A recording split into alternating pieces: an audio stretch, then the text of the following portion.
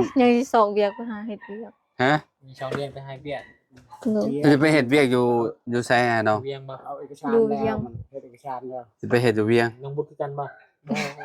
เอออีก2 เดือนบ่ โอ้ยังบ่ฮู้ มีเงินไป แต่สิไปมื้อใด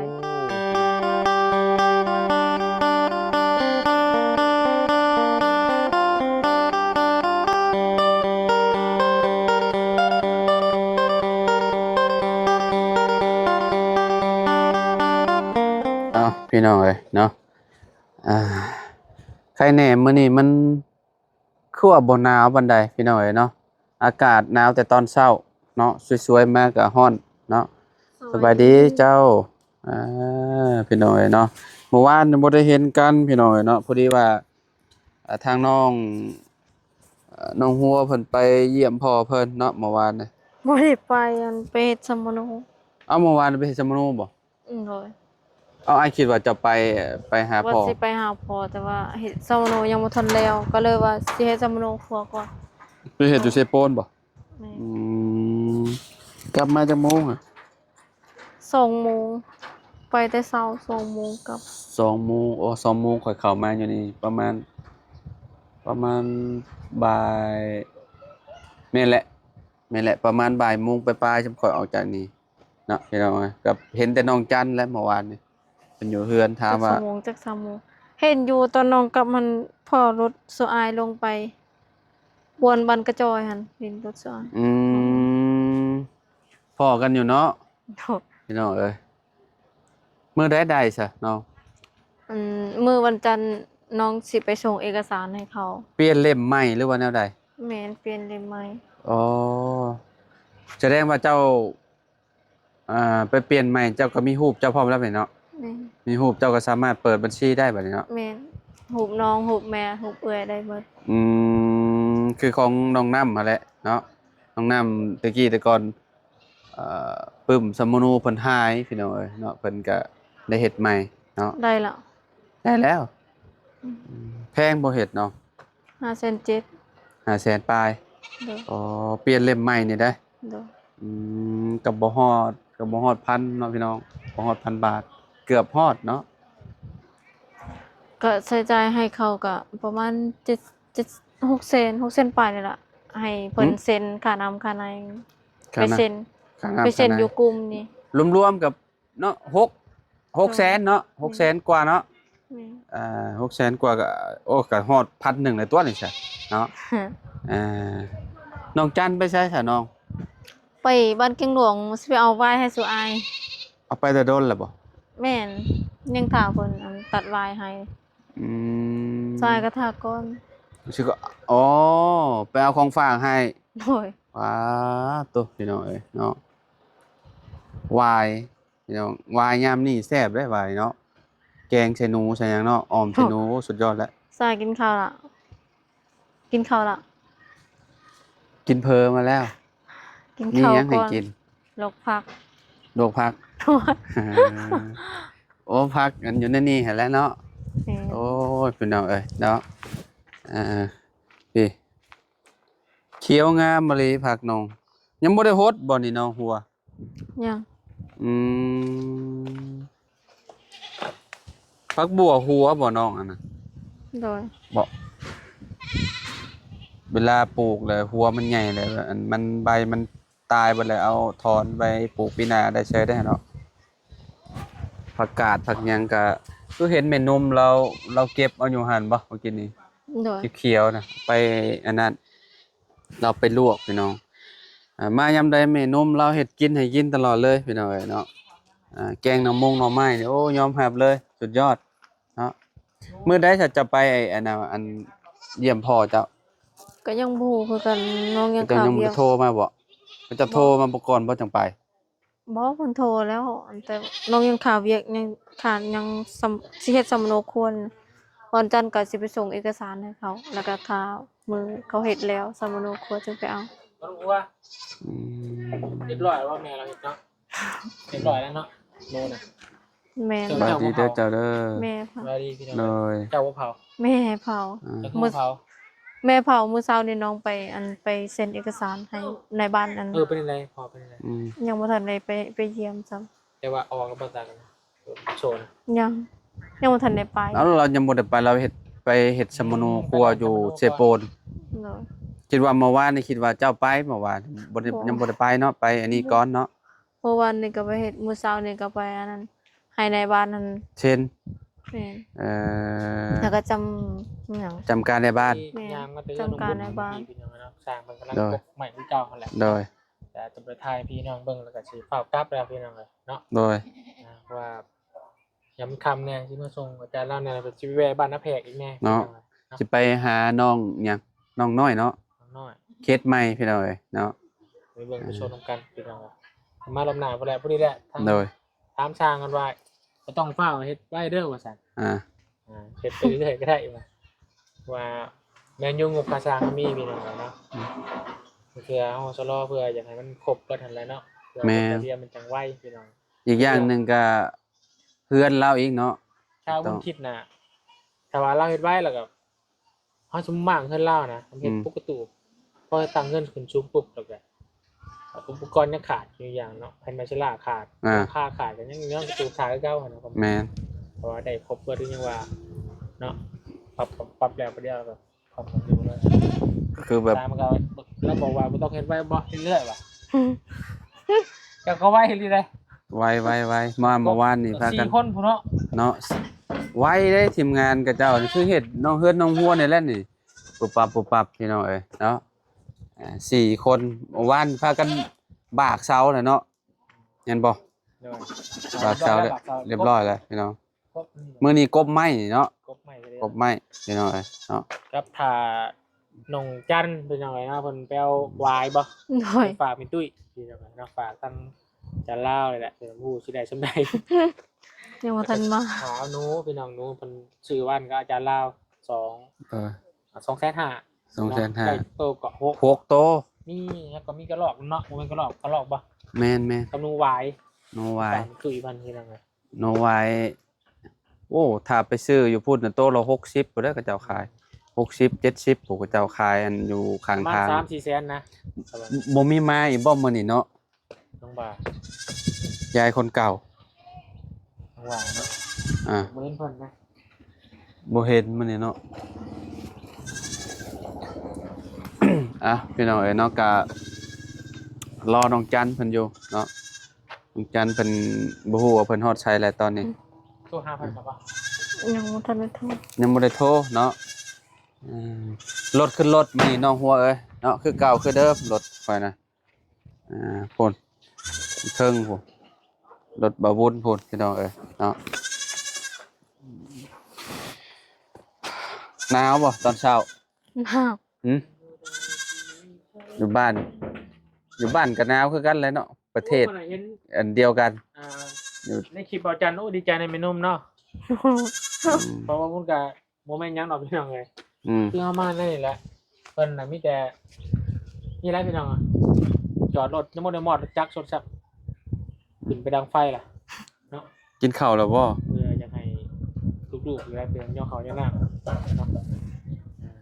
สุดยอดอะลีหยังว่ายอมรับเลย ได้รับรางวัลจากผู้ใหญ่ใจบุญเพิ่นให้ได้ขอบบุญขอบ แม่ คุณขอบใจเด้อทางผู้ใหญ่ใจบุญที่ซอยเนาะแม่น้องเพิ่นคนมีน้ำใจ แม่น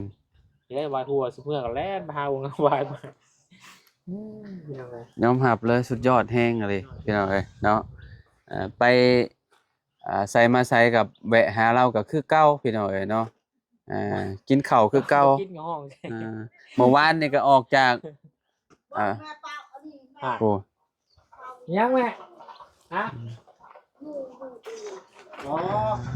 เอ๊ะนี่เป็นบ้านไหน พี่น้องเอ้ยเนาะ เรียบร้อย จุ่มให้พี่น้องเลยเรียบร้อยแล้วเฮ็ดให้ โอ้งามปานหยังเนาะโอ้คักคักแล้วบ่าบุญคักแล้วได้การแล้วงามแล้ว โตก่อนนี่พกบ่ 6โต พอดีแบ่งกันคนละ3เนาะอาจารย์เนาะคนละ3โตชื่อน้ำกันชื่อ2,500,000คนละครึ่งกับอาจารย์ลาว ถูกทางพ่อตู้สบายดีพ่อโดยพ่อน้องบุตรพี่น้องเอ้ยเนาะ สบายดีพ่อ อ่า สิไปใช้นี่ ไปเอานางออย แก้วนางอ้อย พี่น้องมาพี่ของหัวอ่า เป็นยังนางอ้อยเป็นยัง มันไปเล่นเงินป่ามันขึ้นหอด กินฮอดน้องอ้อย จ้า อืม หน่วยเมื่อเอาร้าน เอาลูก แล้วลูก เอาลูกมาได้บัตรซิมาในไหนบัตรนี่ มา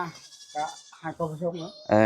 อ งานเอา คือนี่พี่นางเพิ่นอยาก อืม ติดรถเมื่อนั้นมาบุญลงบ้านแกงยังก็ บ้านห้วยแจ้งบ่ บ้าน ใกล้ แกง ใกล้เขาแจง กายห้วยแจ้งไปนั่นน่ะ บันสบุห้วยสบงห้วยพงบ้านห้วยพง บ้าน ติด ห้วย กับห้วยแจงอะนะ ใกล้ติดกับห้วยแจ้งหั่นแหละเนาะ แม่นทางเขาทัดสะกวย โอเคถ้าน้องจันมาก่อนพอแล้วจะไปนำกัน นั่งทากันนะ นั่งทาก่อนพี่น้องเอ้ยเนาะถึกจังหวะพอดีเรามาพอดีเลยเสียเนาะอืม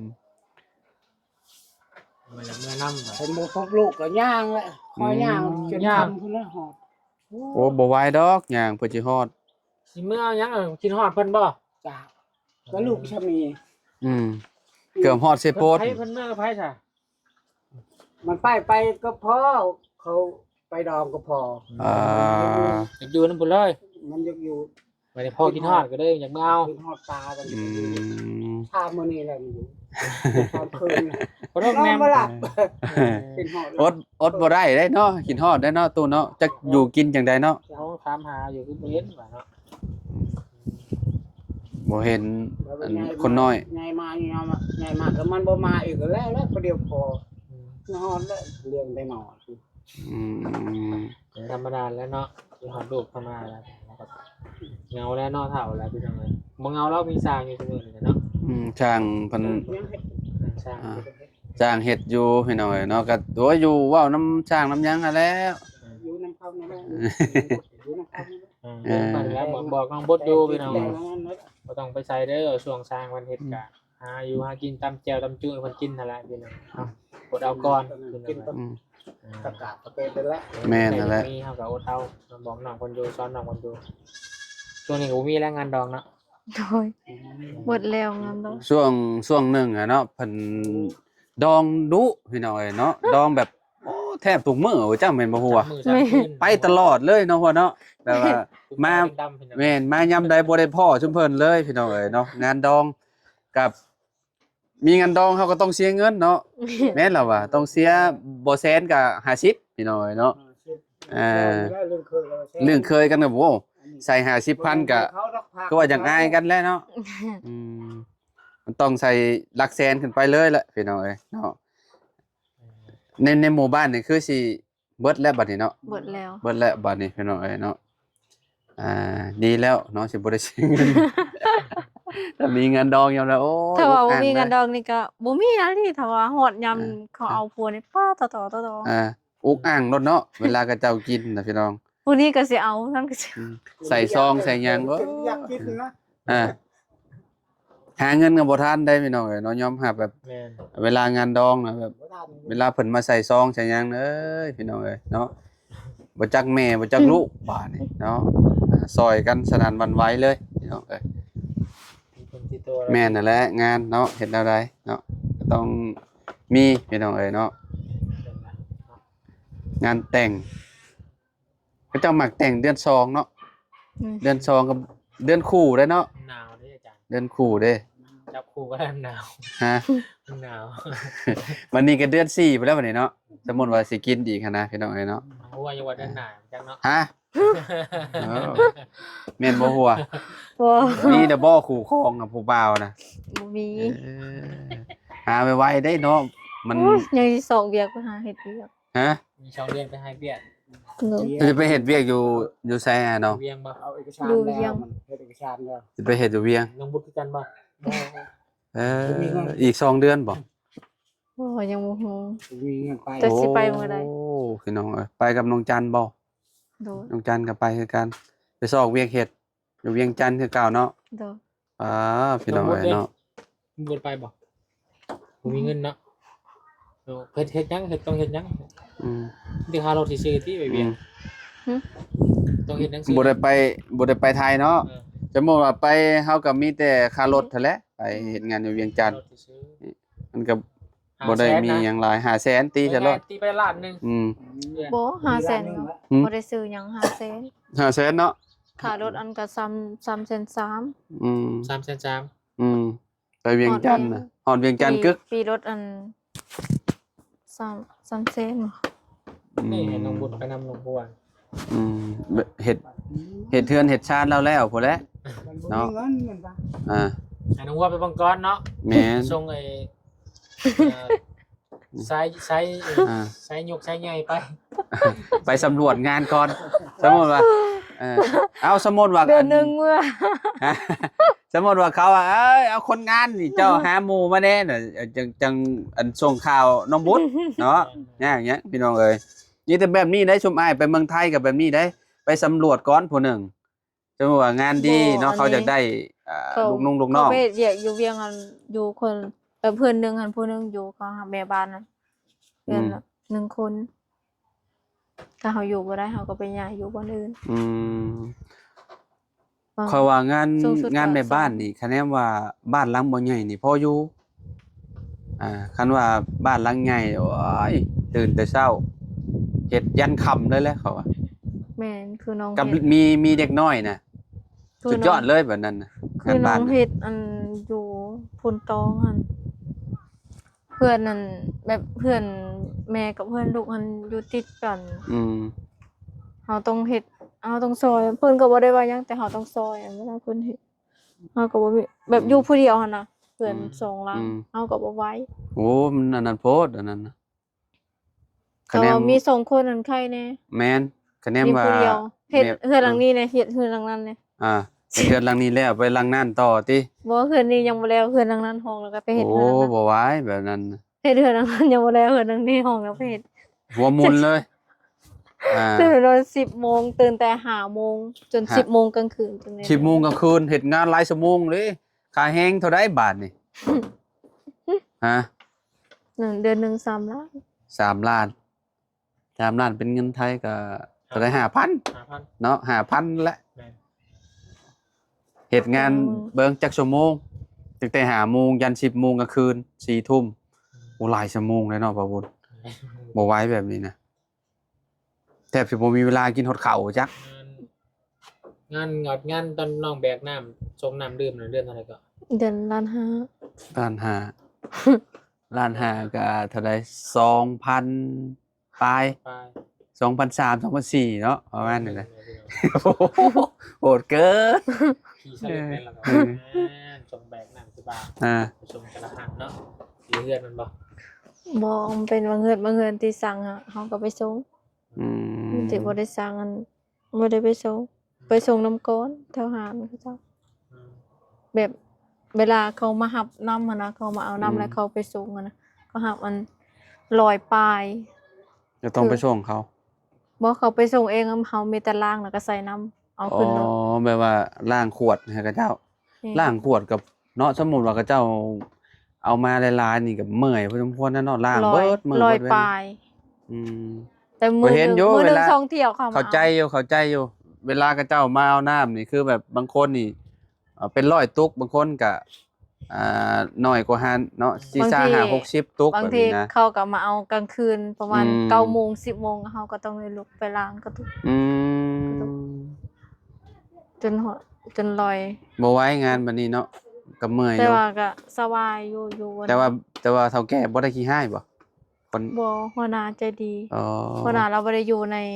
โรงงานนั้นเราออกไปอยู่ในเมือง อืม อยู่ในหันมีแต่น้อง เงิ ชาย นเดือน รา ถือก็อยู่ได้อยู่เนาะคะแนนว่า อยู่ได้ เฒ่าแก่บ่ขี้ห้ายเนาะ น้องมุดนี่เคยไปเวียง ไป อืม ใช่แล้วเราอยู่เวียงจากมือ เคยไปเฮ็ด ส่งมือหรือว่าซ้ำมือนี่แหละเรา เคยไปเฮ็ดอยู่เวียงจันทน์นำได้เนาะน้องบุตรเนาะ เราอยู่เวียงส่งมือจากซ้ำมือเนาะ 2 มื้อ3มื้อมาบ้านด่วนบ่ เรามาแต่สวรรค์เราไปเฮ็ดเวียกอยู่สวรรค์เราอยู่เดือนหนึงอยู่ห้องงานน้ำดื่มนี่คือกัน ฮู้อยู่เราเว้าให้ฟัง อยู่รักษาวเราอยู่ อืม แต่เราย้ายแต่พุ่นน่ะขึ้นมาเวียง อยู่เวียงกัน3มื้อจัก4 มื้อบ่มีเงินค่ารถมื้อ ยืมเงินหมู่4 มื้ออะ ใครเนาะใครอยู่เฮ็ดอยู่ลาวเฮาน่ะคันว่าไปข้ามไปฝั่งไทยน่ะเวลาอยากกลับมาบ่มีเงินกลับมานี่ก็ยากแล้วเจ้าต้องอดทนและเฮ็ดเวียงเนาะ ถึงเฮาสิอยู่บ่ได้เฮาก็ต้องอยู่ให้รอดฮอดเดือนหนึงเฮา แม่น ได้ แหละ เงินเฮาจึงได้กลั เฮา บ เฮาเฮาได้เงินก่อนเฮาจังหาเวียกใหม่เฮ็ดเนาะ แม่นถ้าเฮาอยู่บ่ได้บ่นั้นถึงว่ามันทุกข์ อืม เฮาก็ส่งเวียกไหม แม่นล่ะ ก็ค่อยเมื่อเฮาสิเมื่อเฮาก็บ่มีเงินค่ารถ ถูกต้องถูกต้องอดทนเอาสมมุติว่าได้ไปเฮ็ดจริง เฮาอยู่ไสเฮาก็ต้องเฮ็ดแต่เฮาบ่ได้เฮ็ดแหละเฮ็ดเฮาก็เบิ่งตามเวียกเอาบ่ใดที่เฮาเฮ็ดบ่ไหวเฮาก็ส่งผลไหม อืมตัดสินใจเลยสิไปภายใน2 เดือนนี่เนาะ จังมื้อใดสิ ป้าเมนมอยู่กับอันน้องอีกแล้วติ จังฮู้จักสิได้ไปหรือบ่ มันจะปลูกแล้วล่ะบ่น้อง ยังบ่มีอันลำมันต้นนาบ่าวยังบ่ทันได้ตัด อ๋อถ้าเอาลำนำนาบ่าวเจ้า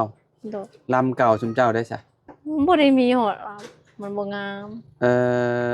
ประมาณสำนี้ก้อยนี่ติ เดี๋ยวยังปลูกเนาะอืมบ่แม่นน้องจันบ่น่ะบ่แม่นติเนาะ อย่างยากเนี่ยเนาะมันบ่มีลำเนาะลำตัวเองบ่มีเนาะ แม่น คะแนนมีปลูกแล้วแต่โดนแล้วติ แม่น เพราะว่าพอร์ตแล้วแต่โดนเลยเนาะ แม่น อ่ ถึงว่าสิปลูกยามนี้มันก็บ่ขึ้นหรอกเพราะว่ามันแดด เจ้าจะปลูกยามได้ซะ ปลูกยามนี้บางลำมันก็ขึ้นบางลำมันบ่ขึ้นมันตายก็อันนั้นปลูกไว้ อยู่แถวบ้านข่อยน่ะเดือน6ฝนตกปลูกมันน่ะดินชุ่มก่อนจะปลูก นี่ยามนั้นฝนตก แต่ว่าเขตชุมเจ้านี่ก็เจ้าปลูกไว้อยู่เห็นก็เจ้าถอนแล้วก็เจ้าปลูกรถ แม่น แต่ก็ติดบ่มันก็ตายบางอันนั่นแหละพี่น้องเนาะแบบว่าดินอยู่พี่ มันสิชุ่มดีพี่น้องน้ำหมอกตกหั่นน่ะไปซะพี่น้องเอ้ยเนาะก็ขอโตวแล้วเด้อน้องเด้อเนาะ โดน อยู่ดีมีแฮง โดน พ้อกันใหม่ พี่น้องนะ เอาก็พ้อกันใหม่พุ่นแหละมื้อหน้ามื้อในพุ่นแหละเนาะกลับมาอีกรอบหน้าพุ่นแหละพี่น้องบ้านน้องบุตรก็ได้เนาะ บ่จันเมื่อละ โอ้บ่จันเมื่อวานนี่ เมื่อวานนี้ แม่ ลุงเฮิมนี่ ลุงเหิมเมื่อวานนี่ อืม อันบ่จันเมื่อกับบ่เพิงลุงเหิมเมื่อผู้เดียวตอนนี้ยังเหลืออยู่บ่บุญบ้านป่ากับบ่เชียงมื้อน่าสิมื้ออื่นบ่หรือว่าจังใดอันนี้ก็บ่แน่ใจปานใดเนาะแต่ว่าเฮาเดินทางมื้อนี้พี่น้องกับบ่บุญสารวัตรเนาะเอาไปพ้อกันใหม่เด้อน้องเด้อเนาะจังได๋ก็ ขอให้พวกอายเดินทางปลอดภัย โอ้ เด้อย สู้ๆเด้อ โดย มื้อบ่ฮู้ว่ามื้อใดแหละน้องเพิ่นสิไปหาพ่อเพิ่นเนาะแล้วสมนอกสมโนแล้วจะไปเนาะพี่น้องนะไปอีหยังบ่ไปโปรโชว์บ่ โดย อ๋อโอเคขอให้เนาะมีแต่สิ่งดีๆเด้อน้องเด้อ โดย เจริญเนาะในหน้าที่การงานเนาะไปเฮ็ดงานก็ได้เนาะ โดย โดยขอให้เฒ่าแก่ฮักเฒ่าแก่อันแพงเนาะพี่น้อง โดย คนเฮานี่ไปเฮ็ดงานน่ะถ้าเฒ่าแก่ใจดีก็อยู่นำดนพี่น้องถ้าไปเจอผู้ร้ายก็อยู่ได้บ่ดนเด้พี่น้องเอ้ยเนาะบ่ว่าไผแหละคือเฮาคือกันนั่นแหละเจอมื้อเดียวก็โยร้ายก็บ่อยู่นำแลข่อย